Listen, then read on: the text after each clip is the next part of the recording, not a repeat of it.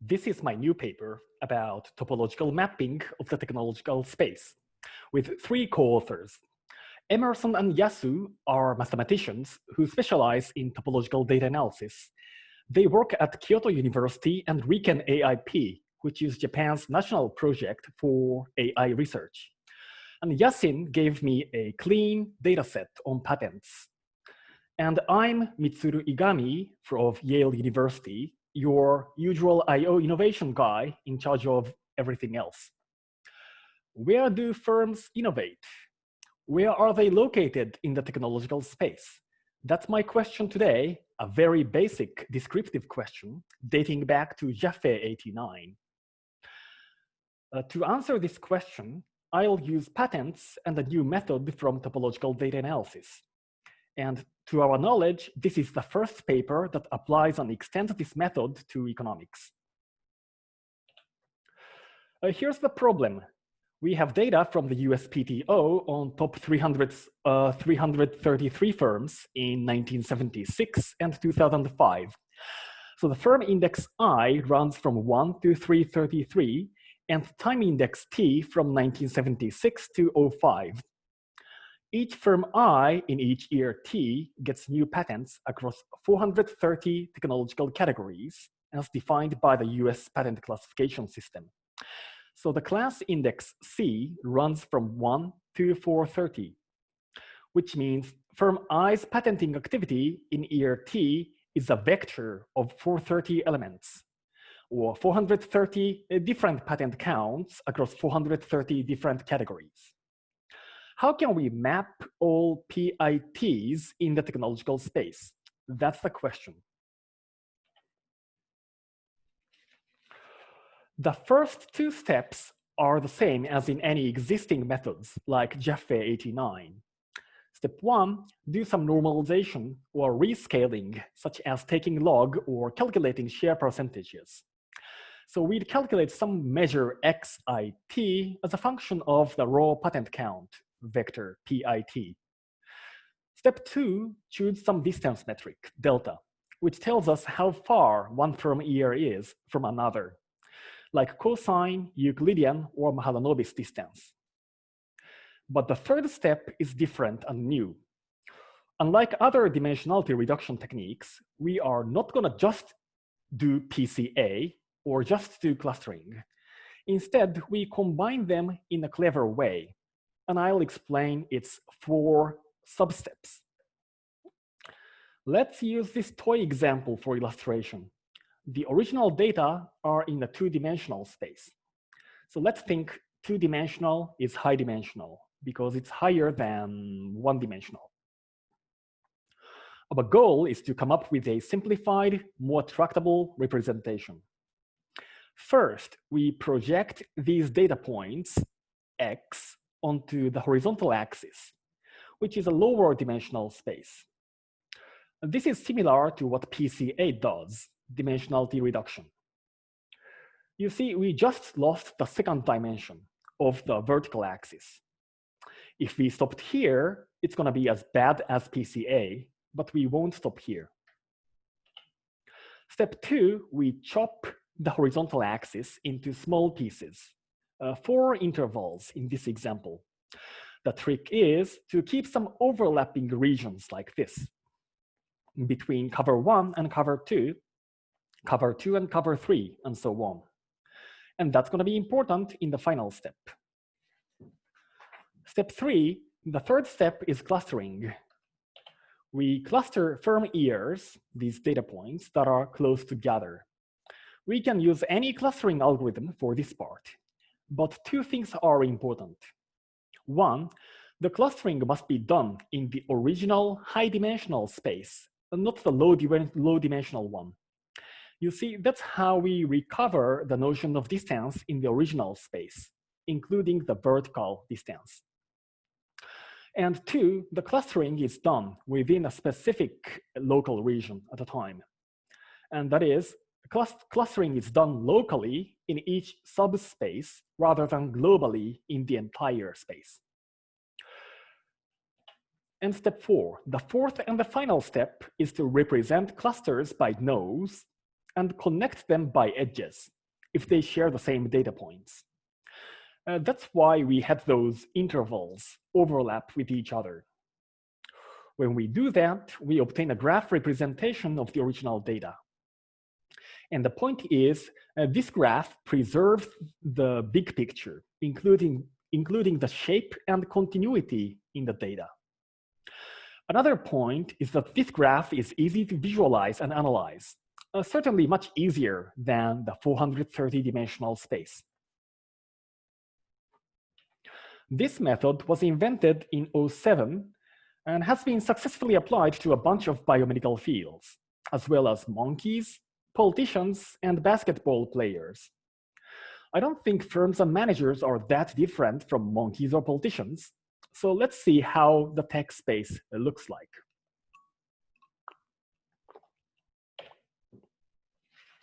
And here's the result. The whole graph looks like a giant spider web to which most firms are connected. So let's call it the main trunk of the technology tree, or maybe a continent in the ocean of technologies. At the heart of this continent are a lot of firms in the middle, both big and small, whose patent portfolios don't look that different from each other.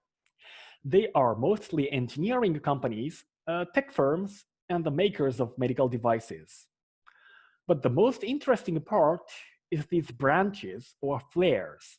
So let's zoom in to the upper part. Each flare represents a single IT firm, like this long flare representing Hewlett-Packard on the left, and another one near the top for Nokia. All these flares are branching out from the main trunk, which means these famous IT firms were close to everybody else in the 70s and the 80s, but became increasingly differentiated in the 90s and 2000s. It kind of makes sense that those who are now big and famous have developed unique portfolios, because otherwise you'd be just another undifferentiated company competing with everybody else. It also makes sense that they started differentiating in the late 80s and the early 90s because the timing coincides with the growth of IT, and it's spread into many different directions. There are exceptions, like Apple in this middle top part, which is big and famous, but without much of a flair.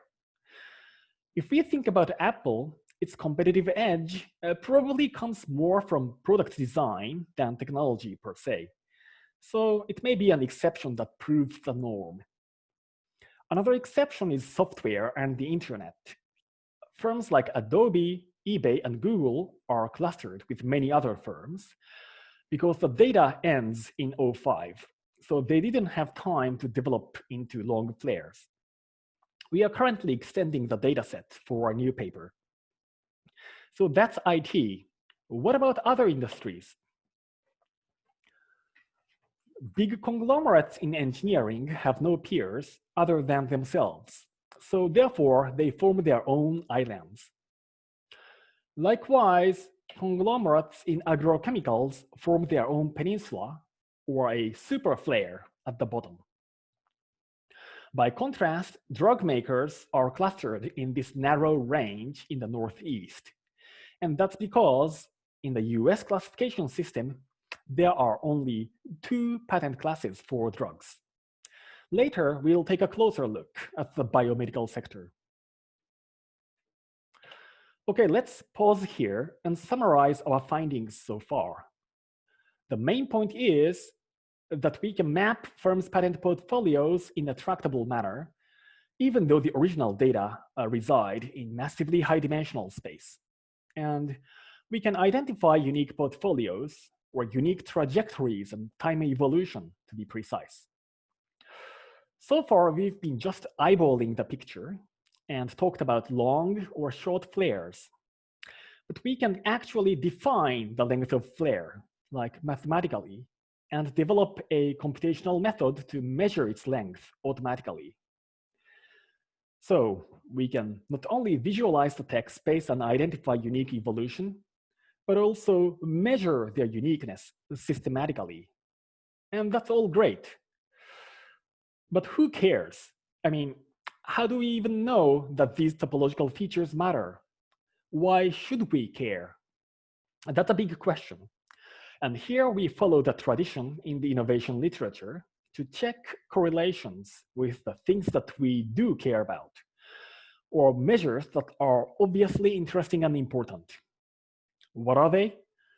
People like Grillicus, Pecos, and Jaffe say these three variables are obviously interesting and important: revenue, profits, and value.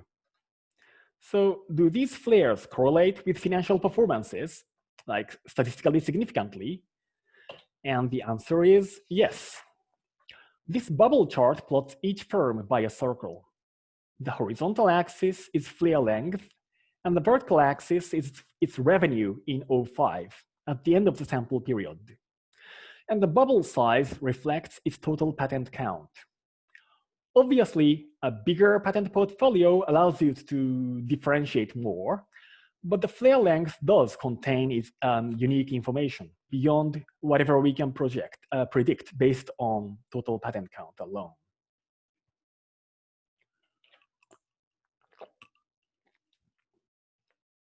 This regression shows in column 2 what happens when we regress the firm's revenues on their total patent count alone, the size of the portfolios. And column 3 is what happens when we include the flare length on top and a dummy variable for islands, or infinitely long flare. You see the R squared goes up from 0.3 to 0.34 or 0.35. Is this change significant? Yes, it is. Formally, we can do an F-test and ask if these flare coefficients could be 0. And the test rejects that possibility at the 0.01% level. So it's super significant, statistically speaking. What about economic significance? The flare length coefficient of 0.34 means an extra length of flare is associated with a 40% increase in revenue. And that sounds like a lot. So yes, flares do carry new information that is significant, both statistically and economically. And by the way, the same predictive regressions on cash flow and market cap show similar results. Please note that we are not claiming any causality here, because causal inference would be hard. Causality can run both ways. Unique technologies would make you more profitable, but then you want to use that money on even newer technologies. Instead, the main point of this paper is that the mapper graph and its topological features do contain new and meaningful information, and the regressions are just one way of showing that. So it's a useful descriptive tool and gives us a host of new variables to characterize the firm's innovation strategies. And that's our goal here. In the remaining 5-10 minutes, let me compare this method with the existing ones with a bit more details.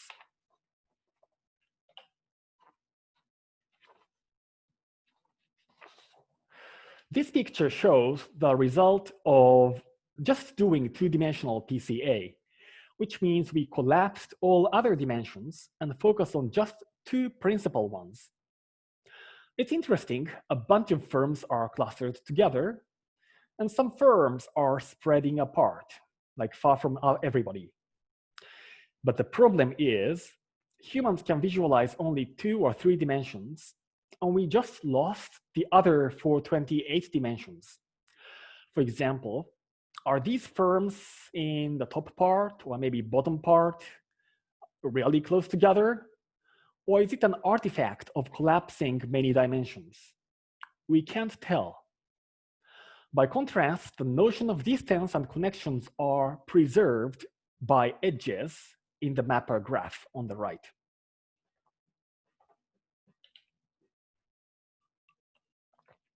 Another comparison is with clustering algorithms. The right column is what Jaffe 89 proposed. Step 1, for each class C, calculate its share in the firm's patent count. Step 2, to compare one firm, say I, with another firm, J, use cosine distance. This is probably the most famous part of his method, called Jaffe measure in the literature. Step 3, to reduce dimensionality, do k-means clustering. And the left column is what we do. Step 1, just take a log of raw patent counts. Step 2, we use the same cosine distance because Jaffe measure is so famous. But we tried 4 other distance metrics in the literature, and the results are broadly similar. And step 3, instead of clustering globally, we use the topological method, which combines local clustering with global reconstructions, as we've seen. What's the difference? The first difference is minor. In step 1, the pre-processing of data is a bit different. But it's a little trivial. It's like the choice of functional form. You can take a log or not take a log. You can express count as a share or you don't. The output picture can change as a result, sometimes drastically, but it's not like a deep methodological difference. By contrast, the second difference is big.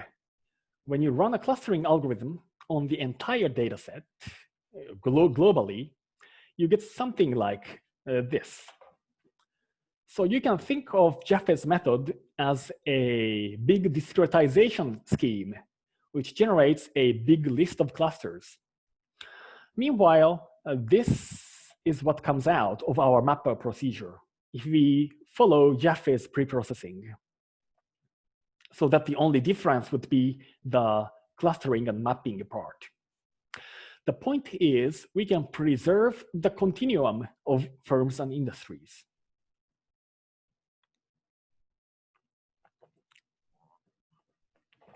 You might ask, who cares about the continuum? And my answer is, we should, because the original data is continuous, and the technology space is continuous. When you force a computer to discretize things, it will always do that for you, but you might get a pretty distorted image because the clusters and their boundaries are eventually artificial and arbitrary. Let me illustrate this point with 2 examples. The first example is a biomedical superflare on the left side. Big drug makers are far from almost everybody else and down at the bottom because they are the only ones patenting in drugs classes. But some other firms in biotech and genomics do operate in their neighborhood, in the left middle part. And then yet another set of firms in medical electronics is close to those genome firms because they are both related to the sequencing of genomes and data analytics. So these industries are connected to each other and collectively cover a wide stretch of biomedical technologies. If you're an industry expert, you probably knew this connection. But I didn't know that, and I don't think I could find this by just looking at the list of clusters. So it's a new description that leads to new discovery. Another example is medical devices. They cover large areas and are connected to the engineering heartland at 2 different points. The first bridge is household chemicals, because companies like Johnson & Johnson, let's magnify the top middle part, around middle to the right, near the bottom, there's Johnson & Johnson. They don't only make baby oil and shampoo, but also have some medical device business. So maybe it's not a surprise. But the other connection between engineering heartland and medical devices might be less obvious. Some obscure names like US Filter and Mine Safety Appliance are close neighbors of more obvious medical device makers like Respironics and Vital Signs. What's their commonality? Well, if we think about it, breathing requires clean air. And the monitoring of vital signs is all about body fluid dynamics. So yes, mine safety and medical devices are closer cousins than you might have imagined.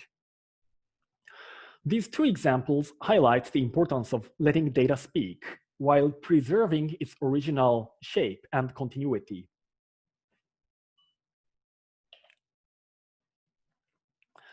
In conclusion, this paper brings really good news.